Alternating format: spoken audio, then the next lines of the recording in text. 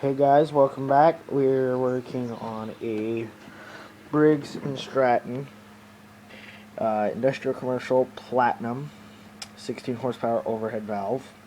This is the turbo cool model by Craftsman. Now what we are doing today is changing the head gasket, and a lot of you know this is my project motor, and I've sort of just made the pipe to look similar to some of the exhaust that you'll find on MTDs. The exhaust pipe will run down into the muffler, sort of like this. But if you notice, there's excessive amounts of oil and grunge coming out of the exhaust, and there's excessive blow-by, and the spark plug, even though it's brand new, is carboned up. So we're going to change the head gasket, but first you're going to have to remove this 3/8 bolt. There should be a 3/8 bolt here, similar to this. You're going to have two 3/8 bolts here and here, or well, one here, one here. Then you're going to remove a 1/4 inch bolt here and 2 1/4 inch bolts that hold this guard on. So we'll do that and we'll come right back. So now just remove the last 3/8 bolt and your 1/4 inch, and you're gonna pull this guard out, just sort of twist it a little. There it is. Might clean this up a little before we reassemble. Set this somewhere safe, like if you're working on a lawn tractor, just set it in the seat, unless someone's going to be sitting on it watching you the whole time. And then you'll pull the shroud off. You can begin the disassembly of your top end components to get to the blown head gasket. But first, you're going to need to remove your exhaust pipe, and you got 2 1/4 inch drive bolts.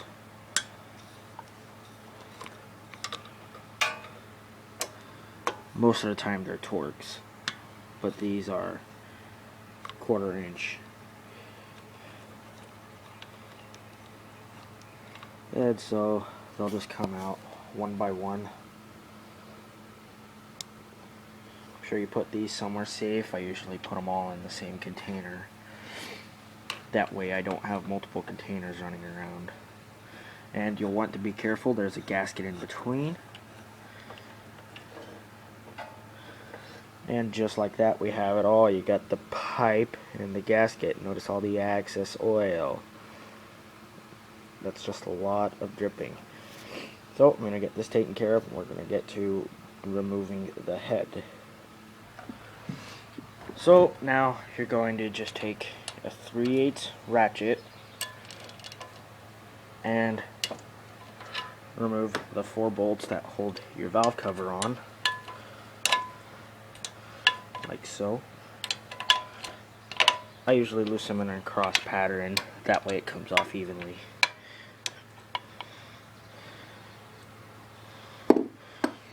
And if it helps, you can just take your socket and use an extension to sort of like make it like a screwdriver and unscrew them. Most of the time I just remove these little screws and put them in the valve cover, that way I know where they came from. Makes it a lot simpler.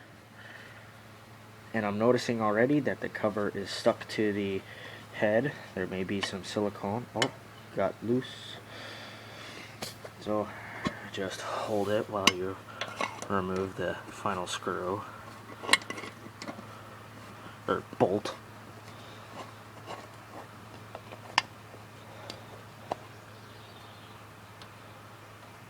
And just pull off. There was definitely gasket maker. I can tell by the way it looks around the holes. So we'll clean this up a little, make it look a little cleaner, and we'll go from there.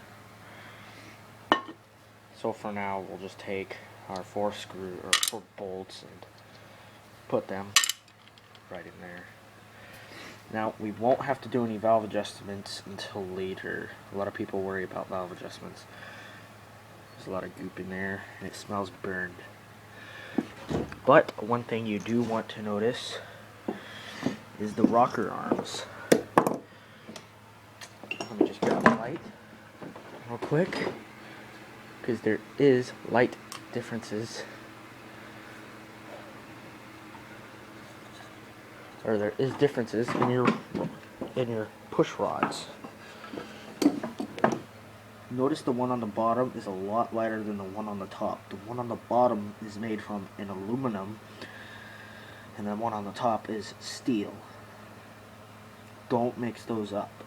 You want to make sure what way they came out, so that way it just for, you know, habit, you know, put them in the way they came out, so that way they still look good like factory.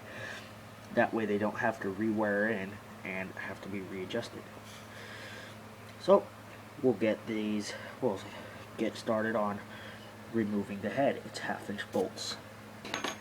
So when you get ready to start removing your head bolts, be sure to remove your spark plug, as it may get in the way. And I'm already noticing there's tons of grunge that spilled onto it from the exhaust port. And that was a brand new plug, and it's got a lot of carbon on there. And a lot of oil leaked on it from the exhaust valve, so we'll set that in there because it still needs cleaned. And now you'll need your ratchet, the 1/2-inch socket with extension, and you can begin removing your bolts. So just loosen them in a crossways pattern to remove them evenly. It's going to be a few bolts down underneath. And they'll be fairly tight due to the fact that they're aged in there. And you got one more bolt underneath there. And one last one here. So now that all the bolts are loose, we can remove them and get ready to pull the head. But real quick, guys, a note I wanted to make, and I just realized this: you're going to want to remove your intake manifold. I made this mistake before. Got all the bolts loose, tried to remove the head, and the intake was still on. So you'll just want to get your ratchet with a 3/8 socket and undo these 2 bolts.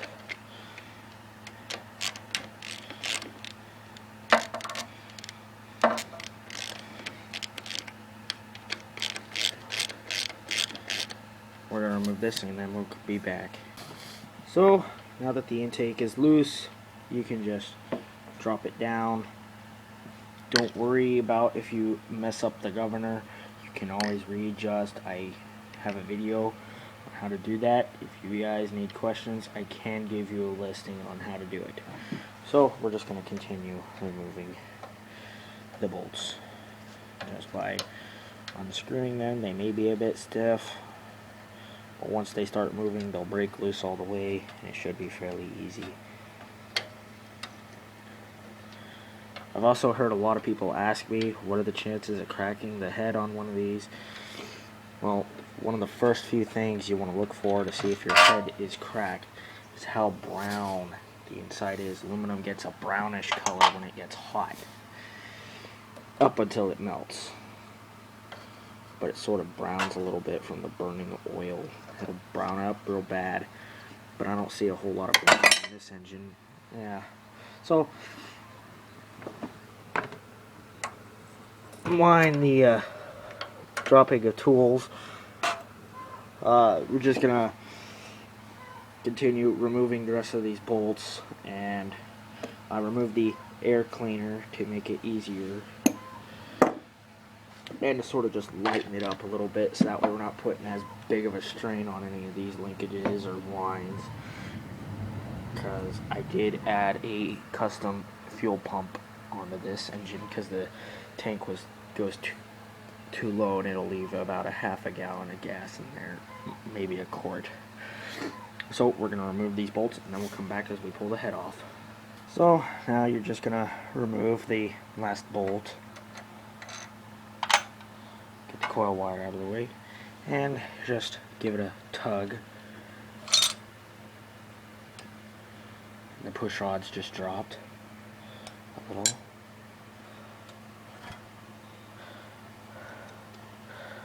Look at all that carbon.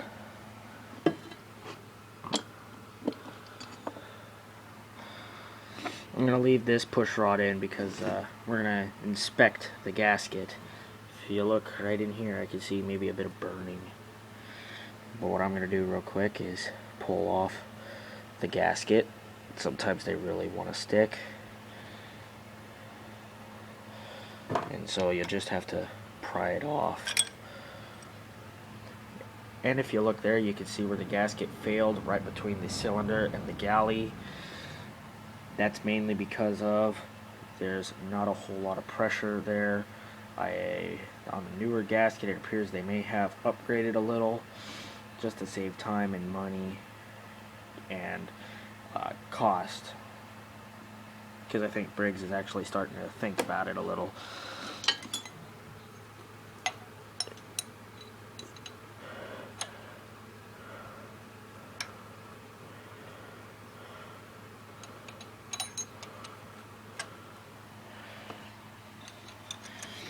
And of course I'll just leave the push rods in there like that because we're going to inspect the head. And if you look at it, there's a lot of carbon and a lot of oil leaking. But upon inspection, I see no cracks. It's until we clean the carbon that we will find the cracks. Notice the intake runs in a downward motion. So this is your intake and it runs down to the big valve. The top valve leads out your exhaust. So that's how the valves work. And one thing you do want to make notice is don't lose those little caps. Little caps on top of your valve stems. They just slide on. Don't lose these because you will need them. So we're just going to put those there. And then we're going to put all our head bolts into a safe place with all the other parts where they can't get knocked down. And we're going to get to cleaning this head up. Okay, now that the head's off, you can see a bit of the burn mark on the cylinder, or rotating cylinder in the galley. And what you're going to want to do is inspect your cylinder for scores. Just rub your finger along it lightly and just feel if it's scored. If it has a score in it, you either need to disassemble the engine and rebuild it, or if it's severe, as in you're gonna have to replace the piston, the rings, and have it honed out, you might just be better off getting a new engine. But this engine is good. The cylinder is fine, and what I'm going to do is clean up all this. I'm going to stuff some rags into here to prevent crap and debris from getting inside there, because that goes in through that hole, the galley, and gets up in here and gets in your seals and eats your valve stems and guides, and then it doesn't work anymore and it burns a lot of oil, even though it might not have a blown head gasket. So just one of those things you want to take into consideration. Make sure you keep that as clean as possible, and when you're cleaning this, have your piston at the top. Doesn't have to be top dead center, just has to be all the way at the top, for it to be okay. And this head gasket was found in the nick of time. There's not too much carbon on there, but it could still flake off and destroy the cylinder. And that's where you want to look. You want to look in the bottom, but it feels fine right now, so we're gonna clean it up. And what I'll do is I'll actually rub some transmission fluid all around the cylinder. It'll be a bit of a smoky start, but it'll be a start, and it'll re-lube the cylinder. So we're gonna get to cleaning and we'll be back. Well, now the carbon has been cleaned off of the piston, and something I just realized: this engine was built in the year 2000, and you noticed there was only enough carbon to cover this little spot in the piston. This is an aftermarket piston because well, you can't really see it too well, but there are markings on there. It's not a genuine Briggs piston, which has really got me baffled. And I just bent my lamp. Oops. But aftermarket. But what I did to get all the old gasket material off is I used my softest wire brush, and it did not score up. In fact, I can still see the original machining marks on this block. Cleaned it all up. I'll clean up little bits and pieces there, and there's oil in there. I don't know where it's coming from. Should be easy to fix. Anyways, I'm gonna go and clean the head down, and we'll begin reassembling once I get the head all cleaned up. So we'll be back. Okay, so we have the head surface all nice and shiny and clean. Little blobs there, it's just staining. I cleaned out majority of the carbon, flaked out a lot of it, cleaned a lot of the dirt and grime up. So we're going to begin reinstallation of the head. Let's get started. Okay, so if you need to know how to find a new head gasket, trick I have learned, once I remember where I put the old one. Well, you'll take your old gasket and the new gasket, and you just sort of lay them together. All the holes should match up. See, the little hole there for this stud, and this hole for this stud line up, and all the bolt holes line up. So that's good. But I really hope it doesn't blow a head gasket again. So what you're going to do now is take your head gasket, set it on the pins like so. Should loosely just sit. And what I'm going to do is I'm going to show you a trick. I just got to get the head on first, but the head will then just, you can throw this gasket away now. Just take your head, line it up with the pins, and it should line right up. Now I'm going to show you a trick. Okay, so what that trick is when you're putting the push rods back in, you feel for a little pocket. But what I did is, when I just slipped the head on, I slid the push rods in after I shut the camera off, got them in that little pocket. Of course, I had to put those little caps back on the valve stems to prevent wear on your rocker arms. And then what you do is you just slide the ends back in the pockets of the rocker arms and just reassemble. And then what you do is you then push it back together, and it will be loose, and you just start tightening in your bolts. It's a little trick I learned, and it works phenomenal. It's the best trick I've ever had, and it works awesome. So just tighten it all up. Hand tight though, you gotta hand tighten it first and then you torque. I know my own torque settings, it's fairly good amount of tightness. So we're just gonna get this all ready to torque, and I'm gonna show you how to torque them. And yeah. Okay, so since I don't have a torque wrench, and some of you are probably thinking, well, stop where you're at and just leave it since I don't have a torque wrench. Well, I do things my way because I know how to torque them.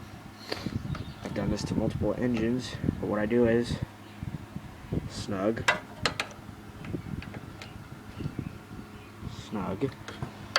come under here to this bolt, snug. You're just snugging them up.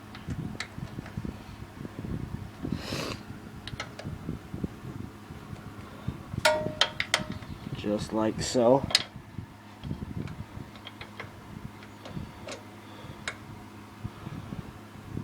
Then what I'll do is I'll go around and literally torque them all good. So I'll come back when I get them torqued. Okay, so now the head's all completely torqued. I'm going to move this light out of the way, kind of making the video blurry. Maybe it's just my screen. I don't know. Looks okay to me, but what you're then going to need to do is take your air filter assembly and just put it up on the head, and then we will go to adjusting the valves. Okay, so now we are going to be adjusting the valves. I'm feeling here the tension here.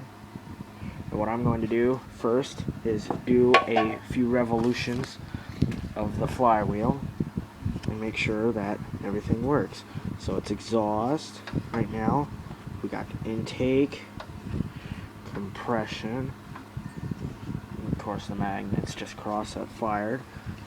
Now it's exhaust, intake, and then there's the compression stroke. Of course, I'm going to set it to top dead center, adjust the valves because it's actually fairly easy, and we'll be right back. Alright.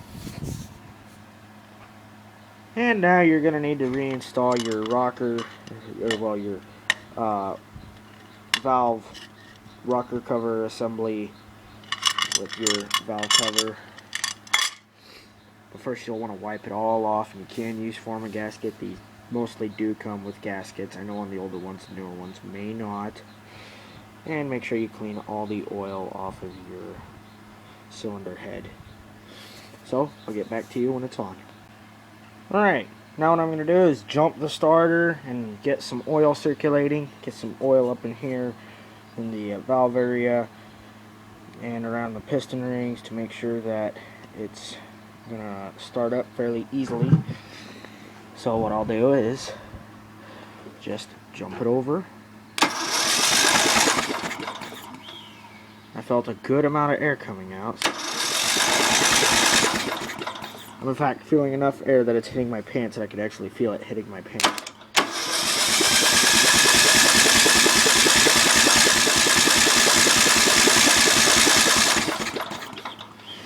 There. Now that I know the oil circulated, I'm going to go ahead and begin throwing on our top shroud. We're going to throw on the exhaust pipe, and then we'll call it a success. Okay, so now we have the shroud back on, the muffler, this little grill is on, and the dipstick is now attached to the shroud.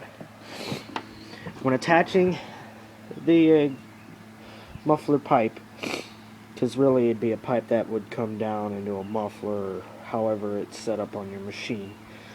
You got your two screws. You got to make sure that gasket gets in there on both ones. Just, feel around in it, make sure it works, and just tighten it up, just fairly snug. It's a little tighter than what you would do a spark plug, and that's how you would just do it. For putting the shroud back on, it's just fairly snug on the bolts. No need to overkill it. It's common sense. Same with your intake and these screws that hold your starter gear cover and your dipstick tube on. It's just like a spark plug, snug but not too tight. Because if you over tighten it, you could end up stripping it out, and then you got to redo it. So I'm gonna start it up, start checking everything over, and I'll get back to you once it's done. Or I'll get back to you after I get done running it. No smoke! No more extra gases!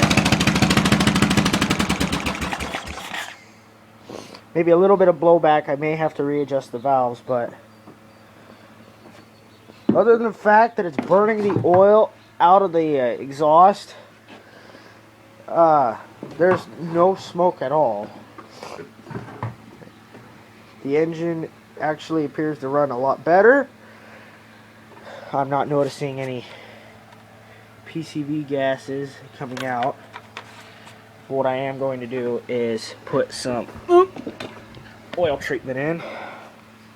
So drain a little bit of the oil, top it off with this. What this will do is just help keep the engine alive.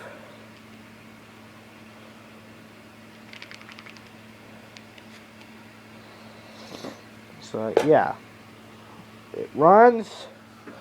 The gasket worked. But the only big problem with these gaskets is they fail right in this part. And what's weird is it doesn't fail, so it would go on the engine like this if you were facing directly at the engine. It doesn't fail in here, it fails right here. So the gasket is changed. I'm going to clean up.